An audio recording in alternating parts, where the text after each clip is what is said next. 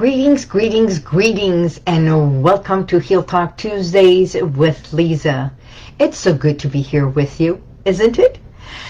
Well, how are you doing? I feel like I have not been here in such a long time, and my God, it's only a week. So, how are you doing? I want to take this moment and say, yesterday I was doing a group session and we were talking about words and word associations. So for me to do my intro every single week that I come live and I say good morning and welcome to HealTalk Tuesdays, and it's so good to be here with you. It's like a tagline, because this tagline has created this beautiful way of me also reminding myself that I am with you as much as you are showing up, you are coming through, and you come and we have a dialogue together. So if you are going to be with us, by all means, if you are here, show me with a hand, say hello. You know, this is called energy. This is called how we connect with each other. Although I may not hear you, but if you were to type something, I will know you are here, you are present. And for that, I want to thank you. For those of you who do not know me, my name is Liza. I'm the expert clinical hypnotherapist that helps you heal within, and that is exactly how transformation begins. When we heal within, when we recognize that there are things within us, within all of us, that needs healing.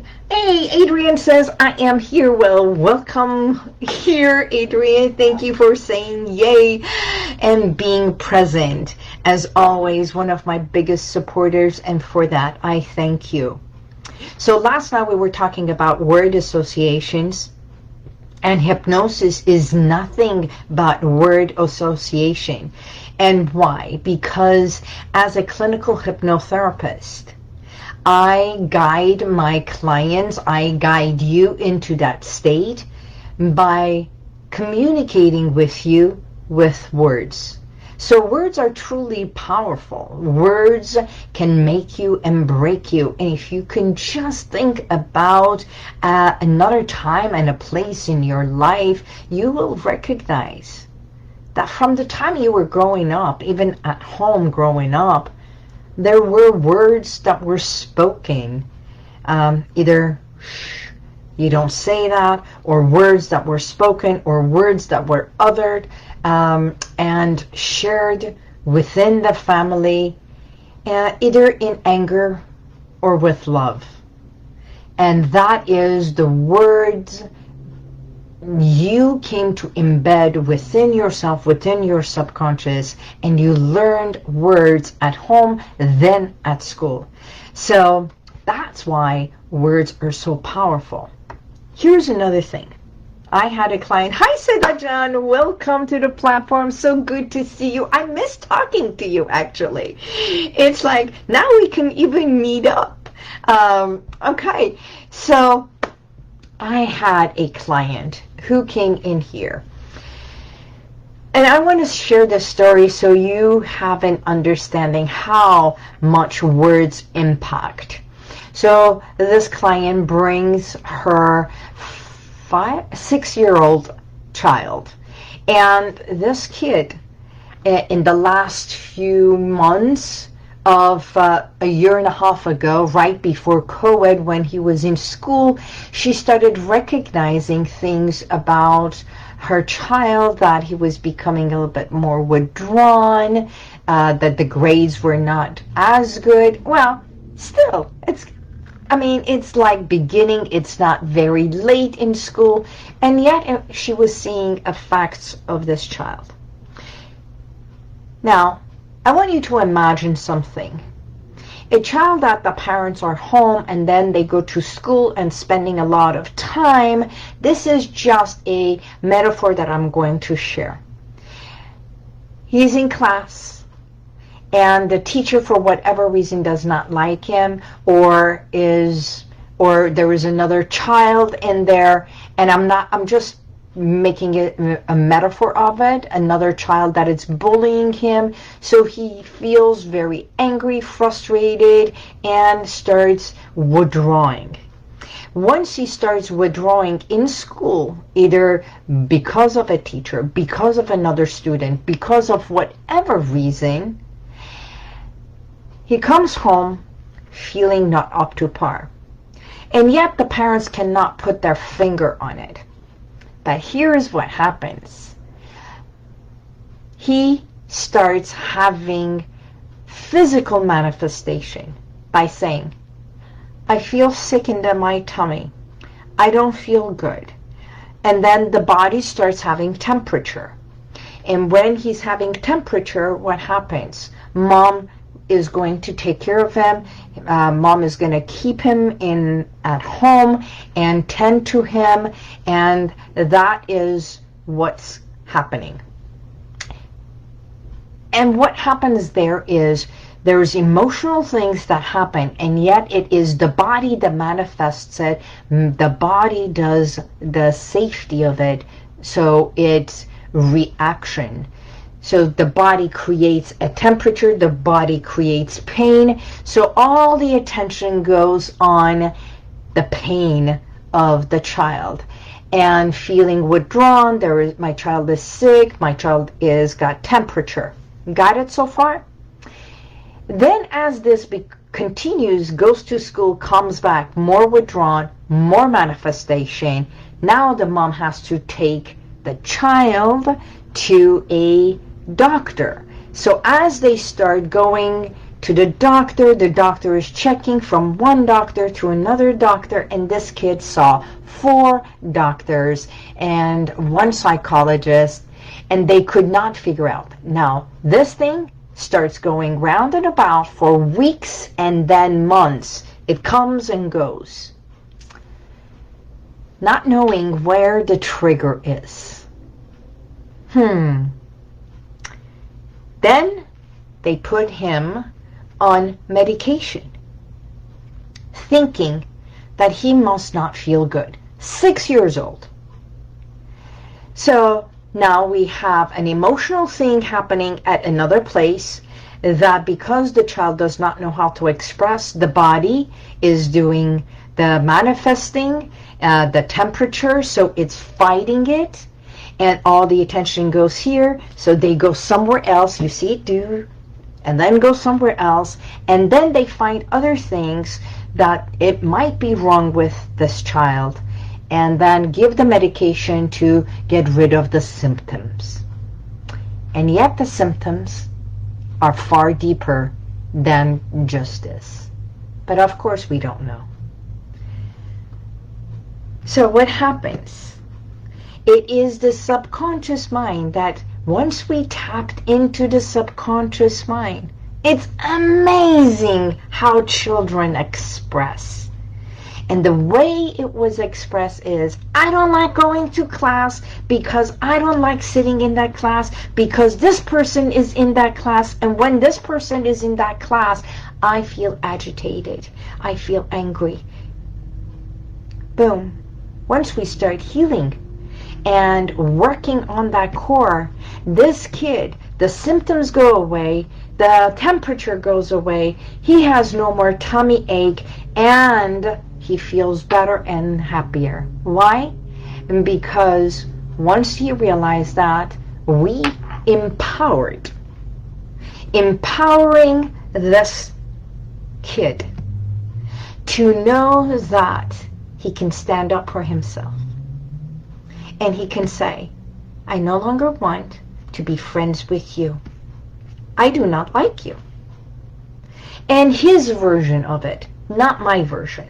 But do you realize I just gave you this entire scenario for you to understand there are so much happening internally that we manifest externally.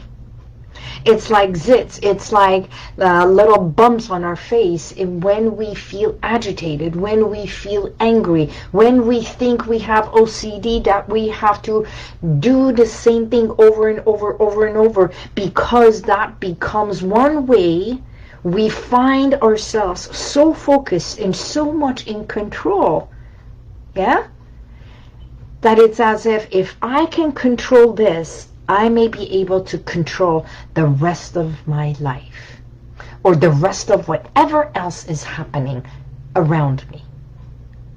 So in a way, this kid had created a whole way of functioning by doing one thing over and over. And a lot of people thought that he had other problems, and I will not mention some of the diagnoses, because he was doing certain things with it. Once we tapped into the subconscious and told the subconscious and got his conscious agreement, once he understood how he is focusing and how he can shift it and how he controls even his body. And he can do the same thing and unravel it and undo it and just sit still. So the body does not have to react. So that he can be proud of himself. Even thank his body the way it was protecting him not to go to school, not to go to class. It was amazing. You see, that's exactly how I got into hypnosis. And if you haven't heard my story, I developed ovarian cyst twice when I was married, and I had 2 surgeries. And it was the 3rd time that I was already in the midst of my divorce and working at the law firm. Years later, the divorce was the divorce was final, and I was working at the law firm under a lot of stress,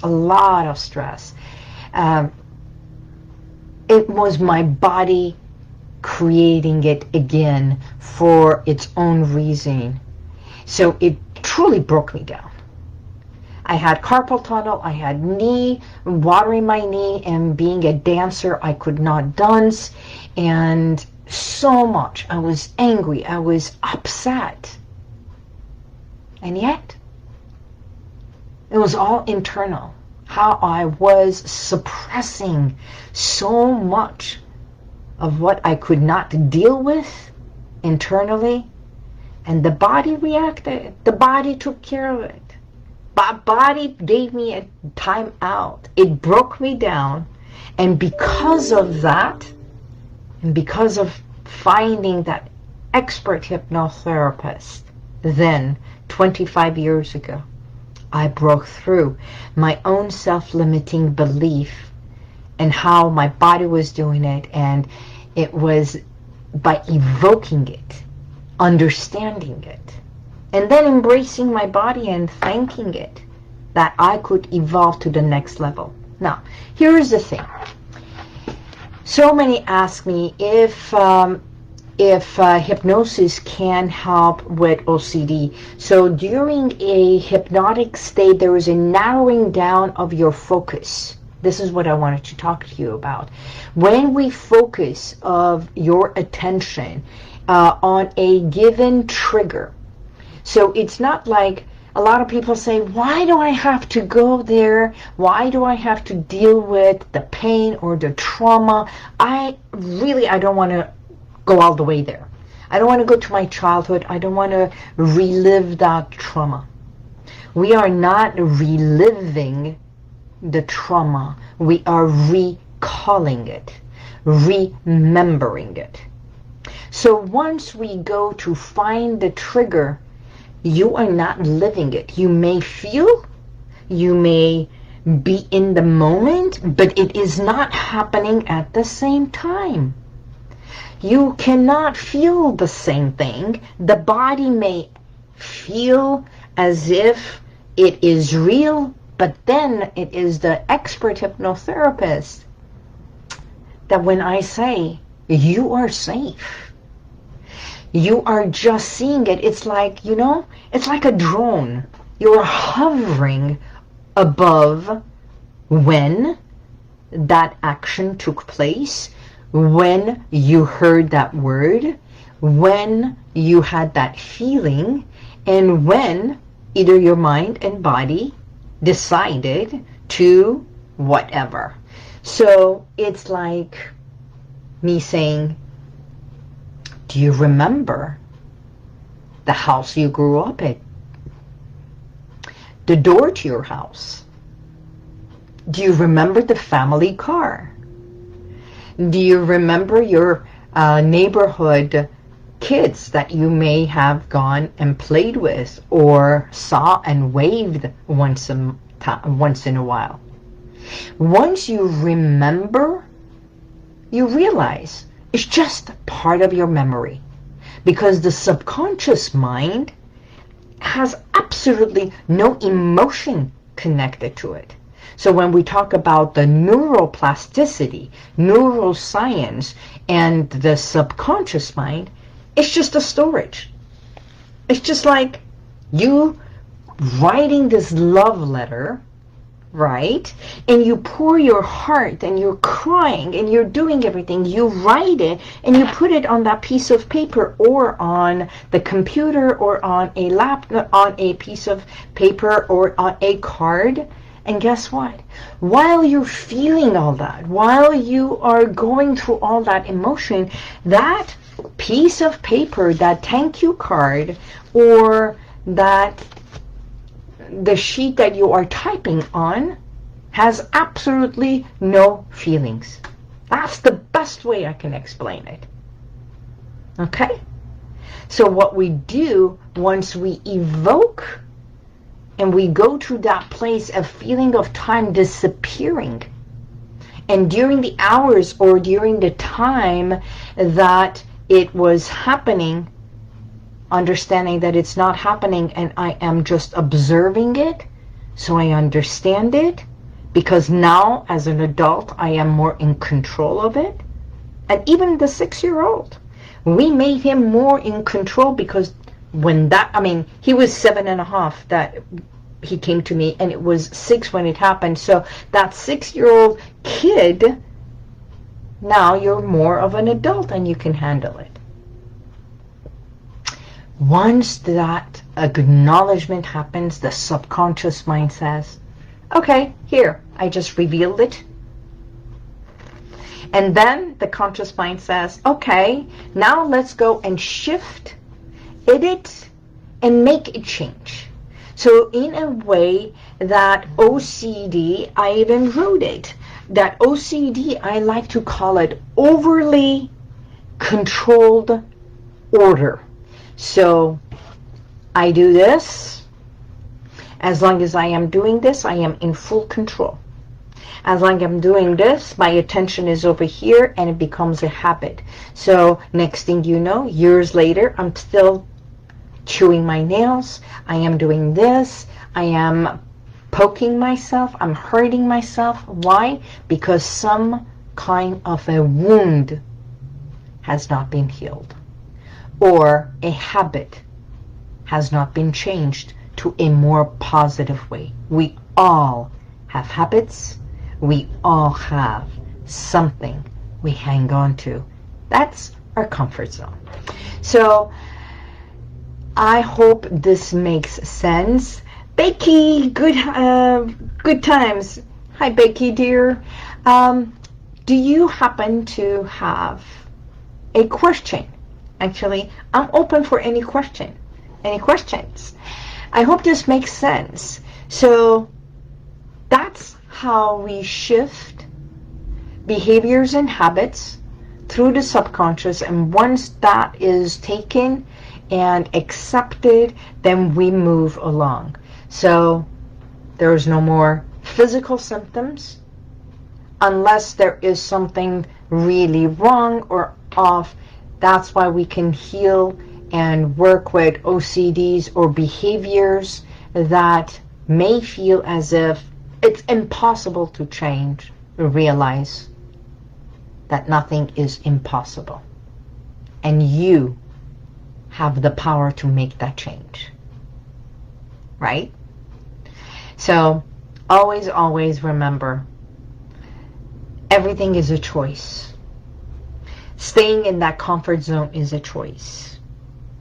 A mindset, sticking to that mindset is a choice. Becoming successful is a choice.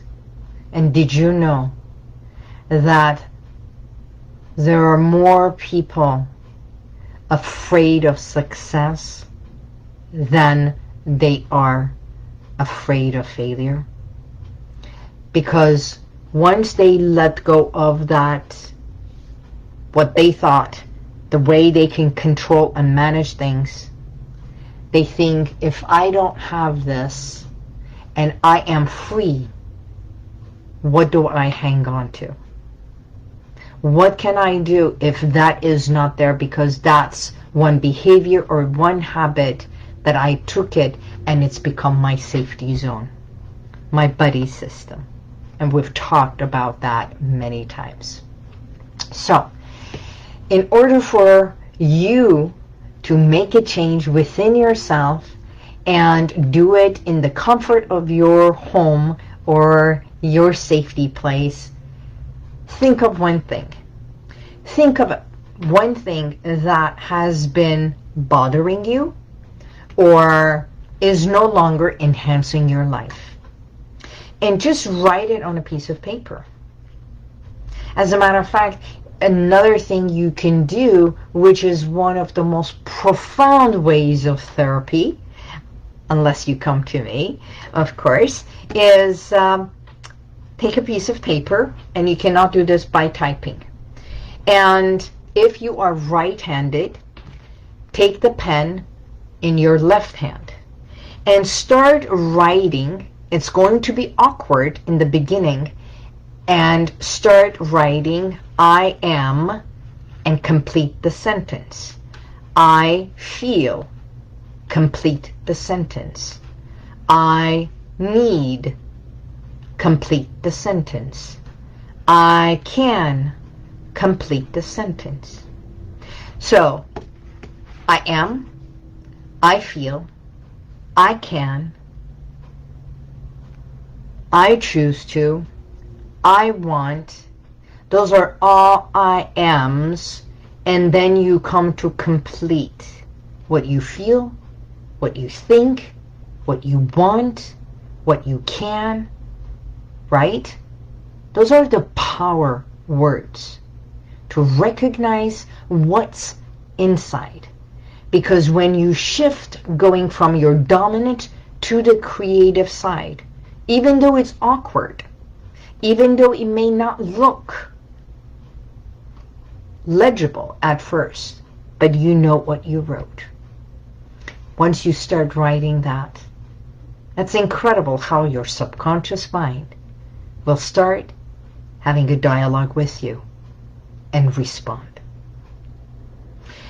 You get to know more about yourself by tapping within the other side of you. And remember, some call it the dark side that I don't want to go to.